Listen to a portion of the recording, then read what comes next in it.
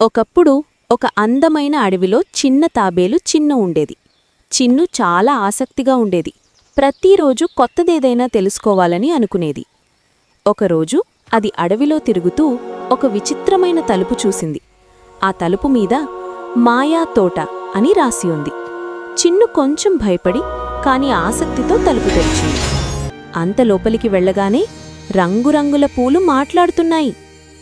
ఒక పువ్వన్నది, చిన్ను, ఇక్కడ ప్రతి ఒక్కరూ మంచిగా ఉండాలి. అప్పుడు మాత్రమే మాయ పనిచేస్తుంది. చిన్ను అక్కడి జంతువులతో స్నేహంగా మాట్లాడింది. ఒక చిన్న పిట్ట గింజలు కనుగొనలేక ఏడుస్తోంది.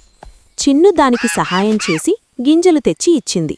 అప్పుడొక్కసారిగా ఆ తోట వెలిగిపోయింది. పూలన్నాయి, నువ్వు మంచితనం చూపించావు, అందుకే మాయ పనిచేసింది. చిన్ను చాలా సంతోషంగా ఇంటికి తిరిగి వెళ్ళింది. అప్పటినుండి అది ఎప్పుడూ ఇతరులకు సహాయం చేస్తూ ఉండేది.